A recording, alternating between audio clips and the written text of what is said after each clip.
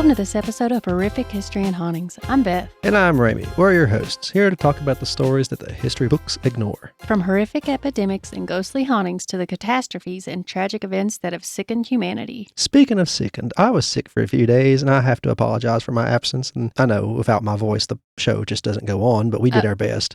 And seriously, Beth and Dakota did an episode that we just made into a big crossover episode on some notes that I'd taken. They did the best they could with what I left, and I didn't feel good enough to leave much. So if you listen to that, thank you. And if you listen to our other podcasts, you also learned in that episodes that we're switching to a Wednesday release schedule for everything. This podcast was already on Wednesdays. It's not a big change for anybody listening to this, but if you listen to the other ones, it is a change. And it's probably disappointing if you listen to all three of them and just to get one episode on all three podcasts.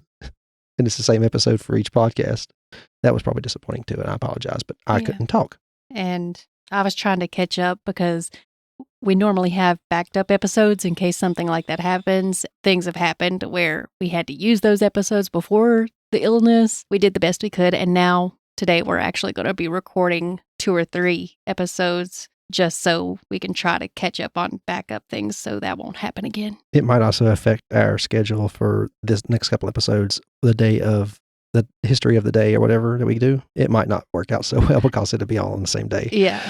I've actually got one that I'm going to go into detail for this one.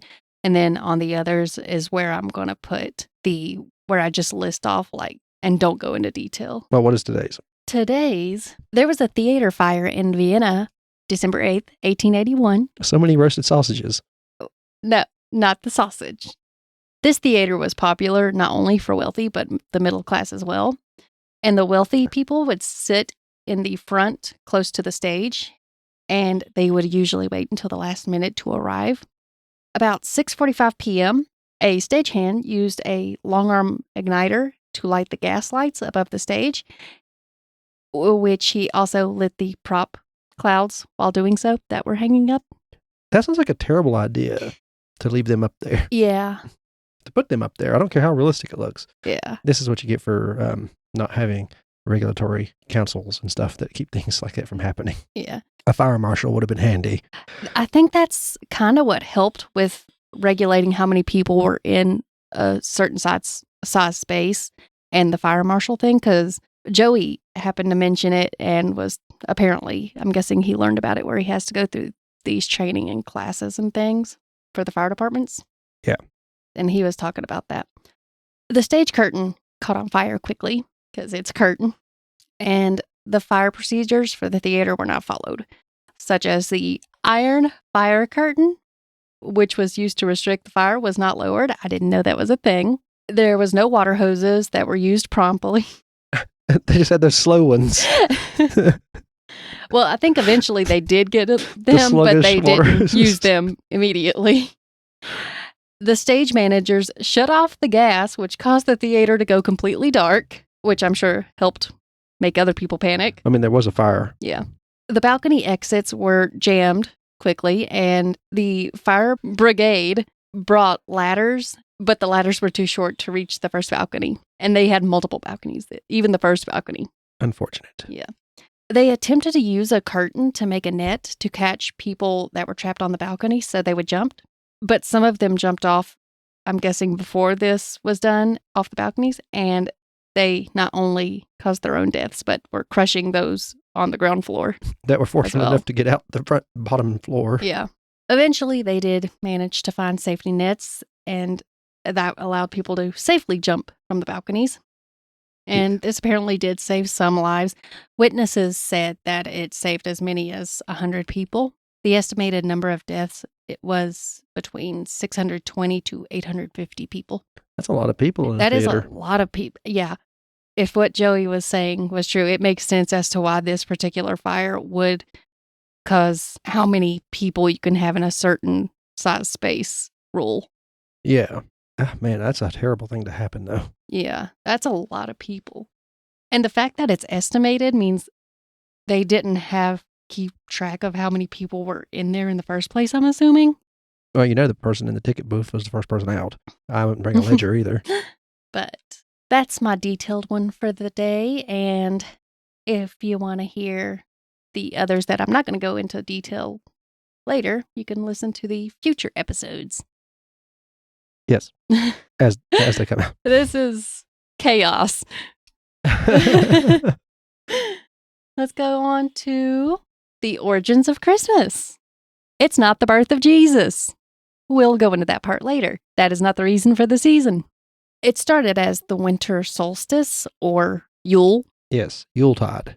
The winter solstice happens when the earth leans farthest from the sun in the northern hemisphere. It makes the longest night of the year, and after that, the days start getting longer, and it's the official beginning of winter. Yes. The end of December was a good time to celebrate in Europe.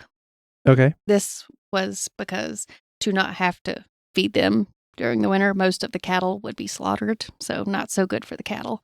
And the wine and beer that was made during the year was mostly finished fermenting and was ready to be consumed. So they were having a jolly winter. good time, Yeah. meaning you have feasts, you eat your meat, you drink your alcohol, fun time, party. Just a jolly good time. Yeah. The Norse and Scandinavian people initially celebrated Yule from December 21st through January. They would celebrate for 12 days by celebrating the end of the worst of winter. They would burn fires and feast. The men would go out and bring home big logs to burn, and they would feast until these logs burned out. The Norse believed that a new pig or calf would be born during the upcoming year with each spark from the fire while this log was burning. No offense to them, but it looks like after 1 year and you didn't have an army of cattle and pigs, you would know that didn't work. Maybe their log just didn't spark that much. Oh, need a poplar. The pagans today celebrate Yule on the winter solstice by gift exchange, joyful spirit, and spiritual reflection. I wonder what that joyful spirit is. Drinking? And it signifies rebirth, transformation, letting go of unwanted habits. I've seen these little spell jars that they have for that, and encouraging creative thinking. Think outside the box, but don't you start reading no novels, ladies. Yeah. That's a callback to an old episode. Just so you know, it ain't something I actually think. No. It is the Weston State Hospital one, I believe. Women were institutionalized for reading too many novels. Some of the Yule symbols include evergreens, Christmas tree, the Yule log, obviously, and now they actually are more likely to make a cake in the shape that resembles a log. Yeah, I've seen those. Yes, but the actual log was often oak or some other hardwood, and it was to represent warmth and light and the continuation of life during the darkest days of the year. In some traditions, people decorate and burn the Yule log. They'll decorate it before they burn it. I don't think I'm going to take the time to decorate something I'm just going to burn. I don't know. It sounds fun. Well, imagine all the free time you had back then. I decorate one and just put it up as a decoration, and then I just burn one that I don't decorate. I mean, all you had to do in the winter back then was sit around, try to stay warm, and drink beer and eat salted meats. Yeah. Smoked meats. So it makes sense. And some of the colors that are associated with Yule: white, green, red, gold, and silver. My favorite Christmas tree colors. I like gold, white, and silver. I like red's my favorite color. I'm a real Martha Stewart. But I like the gold, silver, and white as well. But green represents money, so maybe I actually like green. It's also good for nature, so maybe I like it too. And Cthulhu. But I don't really like them mixed together because I don't much care for Christmas. I'm okay. I like the Grinch. I've got tired of the Grinch, to be honest. No, I like the Grinch. It's the only good thing. Before he grows a heart, anyway. And they have to ruin it at the end. Evergreens are popular Yule decorations because they symbolize life continuing. And some types of evergreens are pine, fir, cedar, juniper, and spruce. The use of evergreens in decorations have ancient roots, including practices from ancient Rome. How often do you think about the Roman Empire? Quite a bit, because the last few notes have had a lot of it. I think about it very frequently, oddly enough.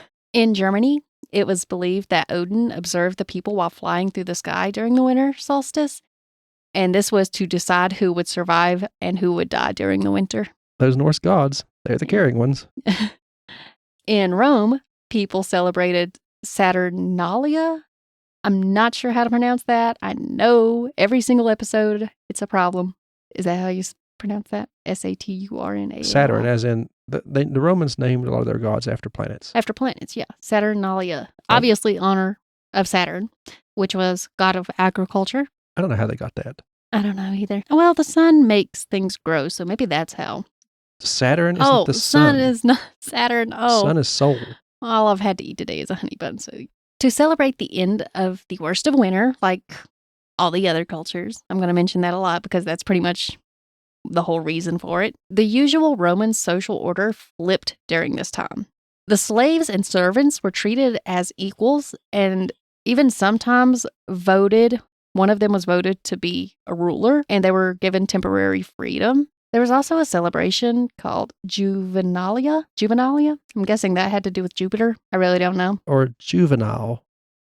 That would make sense because it's a feast dedicated to the children of Rome. That makes more sense than Jupiter. Yeah. Who was basically their Zeus. Uh-huh. So probably not Juvenalia is Zeus. And moving on to the Christianity point of this. Nobody thought to celebrate the birth of Jesus when Christianity first came along, and it was a new religion. Yeah. Because it wasn't always around as much as people want to believe. At least there's no proof of it. Easter was the main holiday before then. It was a pretty big thing that happened. Yes. In the 4th century, Pope Julius chose to celebrate the birth of Jesus on December 25th, and the date was likely picked to align with the pagan holiday. They're culturally appropriating it so they feel more welcome into the empire and Christianity. Yeah. This was an attempt to take over Yule and Saturnalia traditions by trying to blend the celebrations with the birth of Jesus. It was initially known as the Feast of the Nativity. I like it much better. Yeah, that does sound a lot cooler. The Bible does not specify the date of Jesus' birth, but there are clues that point to his birth being in spring or possibly summer, most likely spring, because if it was winter, the sheep would be inside. And I say sheep. I should have explained this more before. It mentions that shepherds are, what's the word I'm looking for? Doing their job, herding the sheep. Not wanting to starve. Pretty much the sheep were roaming around out. They weren't inside. If it was winter, when it was cold, they would have been inside. Organic, free-range sheep. Yeah.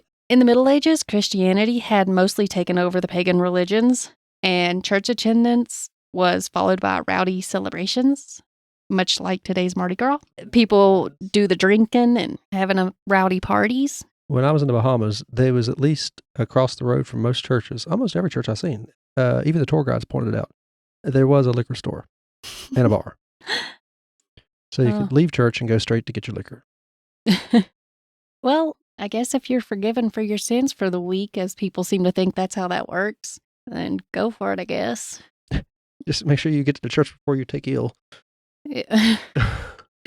And the sickness consumes you. At this time, the poor would visit the rich homes to demand food and drinks, and failure to comply would typically result in mischief and pranks. You won't be throwing no eggs or toilet paper. Maybe nasty poop sponges. Maybe some corn cobs. Isn't that what they used? There was no corn. What do you mean there was no corn? Oh, corn wasn't until they came to North America, was it? It's a New World goodie, and they thought it was nasty then. Oh, see, I knew that, but it's not something you take the time to think about. Well, I did, obviously. Yeah, clearly you did. You're not normal. I think about the Roman Empire often. I think about Roman Empire and corn. It's corn. What were they doing without such a wonderful thing? Oh. Christmas became a time for the wealthy to entertain and kind of repay societal debts. And that's probably only because if they didn't, their doors got knocked in and there was mischief and pranks. And basically, someone would steal all the food out of their coffers. Yeah. Because people would starve in the cold and the dark. Yeah. A little more about Christmas history. In 1645, Oliver Cromwell and his Puritan forces assumed control of England and canceled Christmas. I bet that went well. No. Christmas was soon returned when Charles II was reinstated as the king. Mm-hmm. The Pilgrims who arrived in America in 1620 were even stricter in their Puritan beliefs than Cromwell, and for this reason, Christmas was not celebrated in early America. It sounds like a wretched place, not just because they canceled Christmas, but because I heard this somewhere, and I believe it. They wanted to flee religious persecution to do their own persecution. Exactly. From 1659 to 1681, celebrating Christmas was illegal. And I want to say it was because of all the rowdy pranks and things like that. It kind of caused chaos. More dangerous than Halloween ever was. Those who got caught celebrating would receive a fine of 5 shillings. I'll never financially recover from this. Next Christmas is going to be dull, kiddies. I looked it up and it obviously changed, just like the value of dollars nowadays. But Inflation. It was mostly a moderate amount. It wasn't high. It wasn't low. It was moderate. At least it wasn't execution. Yeah. That's perfectly reasonable thing for them to do back then. Back then, yeah. After the American Revolution, people didn't follow English traditions as much, obviously, and this included Christmas. Christmas didn't become an official U.S. federal holiday until June 26th of 1870. Well, now we know that. Mm-hmm. And that's when all of the businesses that you need to go to on that holiday are closed. Yep.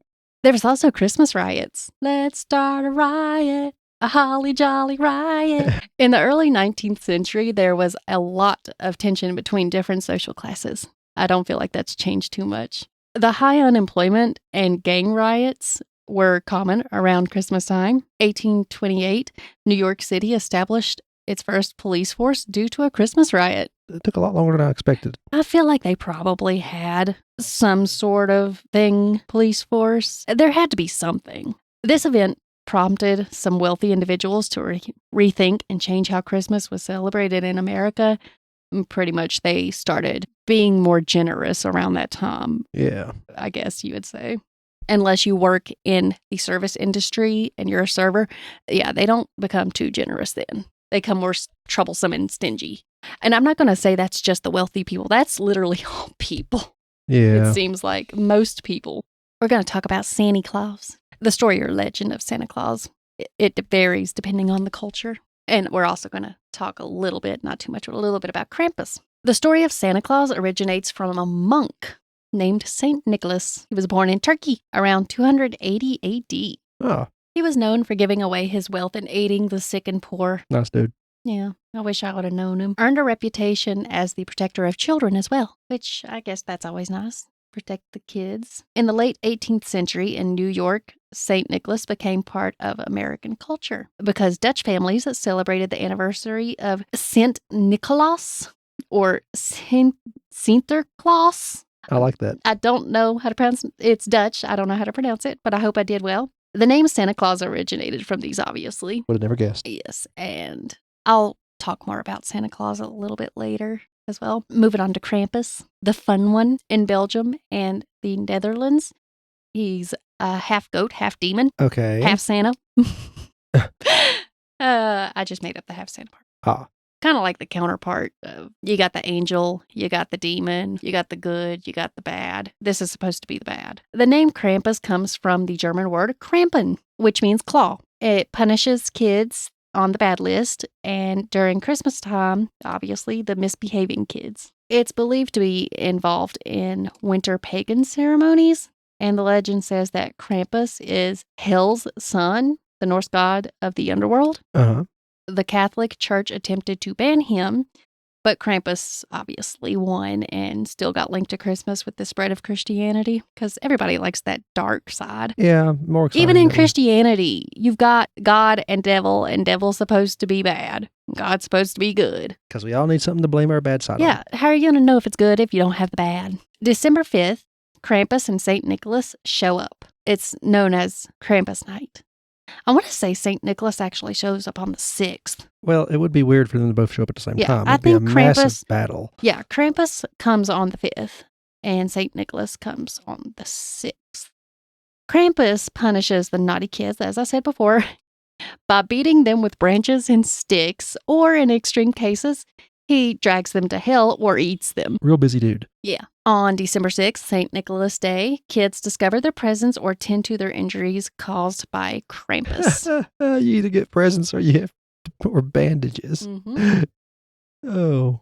Some little dark facts about Christmas traditions. Going down the chimney in European legends, sometimes they're helpful, sometimes they're malicious, but it's thought supernatural creatures were would sneak into homes by coming down the chimney. Okay. I think those are bats and birds. The horrific origins of mistletoe. Did you know that the word mistletoe translates to dung on a twig? No. Yeah, it does. And this is because it's the plant would likely grow from the bird poop on a tree because it's a parasitic plant that attaches itself to trees and steals the nutrients. Well, that's fascinating. Yeah. I thought it just grew on trees, like as a tree. No. I mean, I think it is kind of a tree, but it's a parasitic plant that has to have a host. I didn't know that before. Now we know Yep. the rest of the story. The York Minster Church in the United Kingdom held a winter mistletoe service, and during the service, the criminals could bring mistletoe and would receive pardons for their crimes that they committed. Well, that sounds like a bargain. Mm-hmm. What if you could pay in advance? I'm going to commit this crime. Let me just go ahead and give this to you. In Norse mythology, it's considered unlucky to turn down a kiss beneath the mistletoe. And I'm curious to know who the pervert was that came up with that load of crap. It's weird how kissing is a thing throughout history. Maybe I could go into that someday. I see hugging as a thing maybe, but kissing just seems like you should know it's easy to get something from kissing, especially back then. Yeah. Moving on to the origins of hanging stockings. And this is more of a story, I believe. So, I would assume it was to keep things warm. well, and have yes, obviously, you risk of hang your fire. stockings and risk a fire to get them to dry because I'm guessing waterproof boots wasn't as good back then. I used to stick my stuff next to the radiator heaters, which never seemed to actually heat anything up. I burned many articles of clothing that had the iron-on thing when I would put them on the wood stove to try to get them to warm up and dry. Yeah, leaning up on the wood stove, we'd melt our clothes and everything. Yeah. The story goes that there were 3 sisters who lived in poverty and were forced to become sex workers to survive. Oh, that's went dark. Yeah.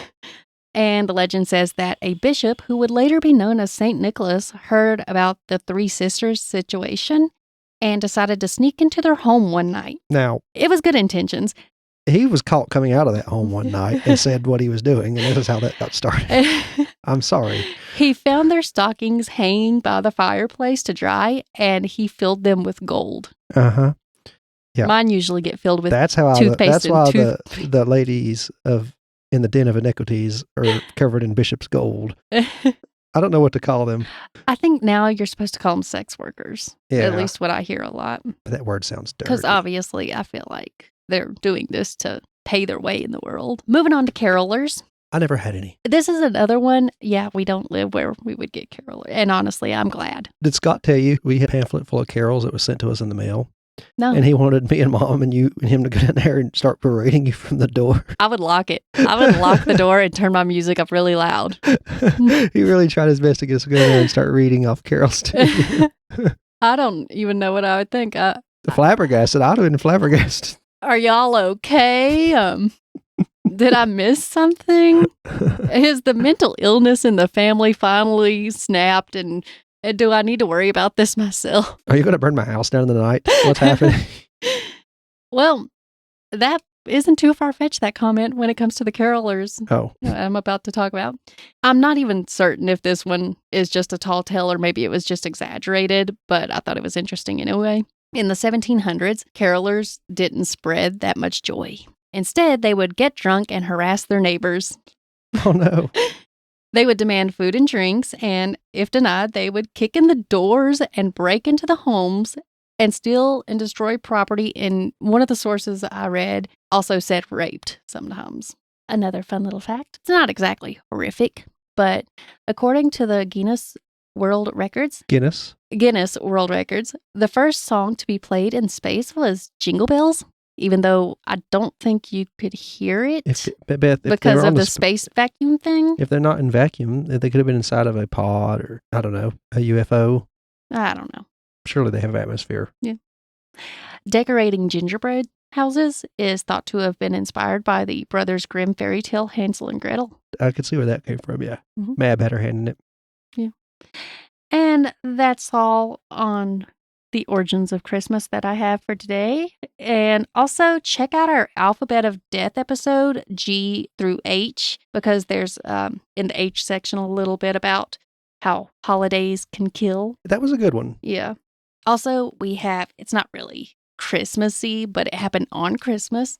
an episode about the muck disaster in Saltville, Virginia. It happened on Christmas. If you would be interested in going back and listening to that one. That was quite a tragedy. Yeah. And disgusting. It was. At least it was white, though. You also get some good recipes. Yeah. Remember that recipe book I found from the company that calls it all? Yeah. It does insist, that recipe book did insist that women are the ones that's going to be looking at it because of the age it came out in. It was like, yeah. So it was like the 20s, wasn't it? It was meant for any good housewife is what it said. That was exciting. I learned very little new things. But well, that's nice. Did you know about the sex workers? No, but I assumed, and the mistletoe? But I figured out that mystery as soon as I heard there was a bishop involved. Solve that, Sherlock Holmes of the Appalachians. Well, if you like what you've heard here, we are part of the Gruesome Gaming Group network, and we have 2 other podcasts you can listen to. One is called Brother Knows Quest. It's a podcast where I tell my sister here about tabletop role-playing games. We cover a different one each week. We also have Leveling Duo. It's a podcast where me and my friend Dakota talk about video games that we really enjoyed or that we have played recently, but most of them are ones that we played in the past as we were growing up, but we also cover the new ones. So you get a little bit of everything there. We've switched all of our stuff. We can put it on YouTube now. We're putting up videos soon. If you like to listen to D&D or watch D&D, you can see us do it on there starting here very, very soon. By the time you listen to this, it'll probably already be on there. Also stream some games. If you want to see all of our links to our socials, our content, and our homepage for all of our podcasts, there'll be a Linktree link in the description. The first link will be the homepage of all of our podcasts, and you can go to each of them there, find a RSS feed, subscribe to the other ones, or leave a donation if you want to any of the podcasts you see there. We'd appreciate that.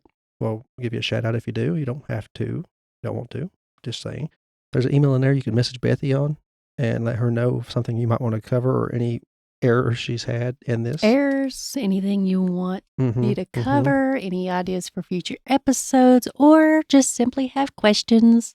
Set up an appointment to fill her stockings of gold. That would be great. Fill my stocking. I don't have any stockings, but she never wears socks. You ought to see her really with the sores on her feet after she puts these boots on. I have socks, not actual stockings. Okay. Well, thank you for listening to HH&H. I've been Ramey. And I'm Beth. Bye-bye.